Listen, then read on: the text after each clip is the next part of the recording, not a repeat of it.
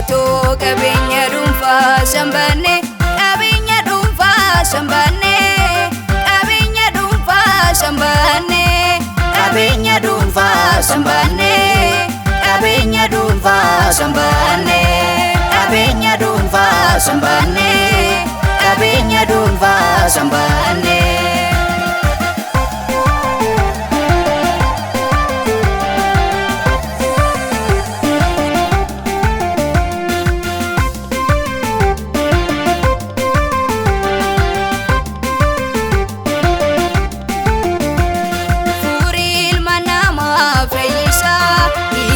kallatu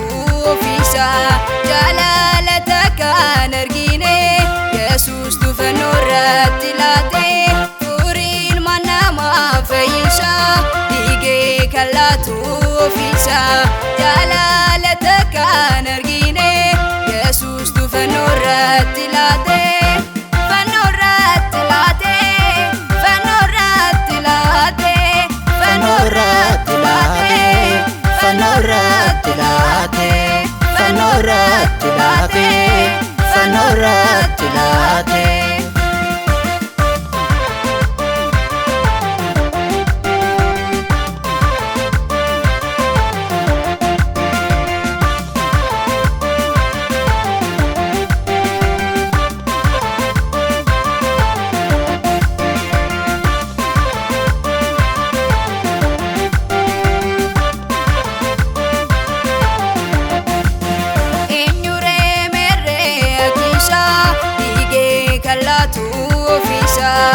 Oli chagutal mawaka anenyun walbuke sikaba enyure merre akisa dige kallatu ofisa Oli chagutal mawaka anenyun walbuke sikaba anenyun walbuke sikaba anenyun walbuke sikaba anenyun walbuke sikaba anenyun walbuke sikaba anenyun walbuke sikaba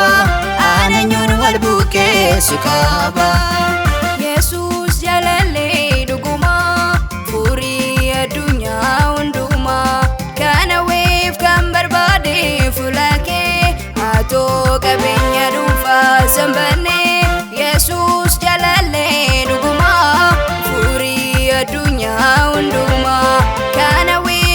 barbade fulake ato qabeenya dhuunfaa sanbanne qabeenya dhuunfaa sanbanne qabeenya dhuunfaa sanbanne qabeenya dhuunfaa sanbanne qabeenya dhuunfaa sanbanne qabeenya dhuunfaa sanbanne qabeenya dhuunfaa sanbanne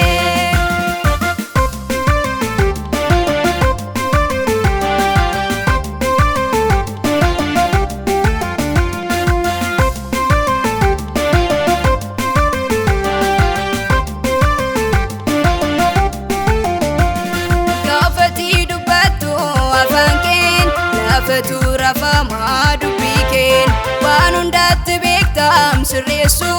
garotas gagabde dabarsu gafati dubatto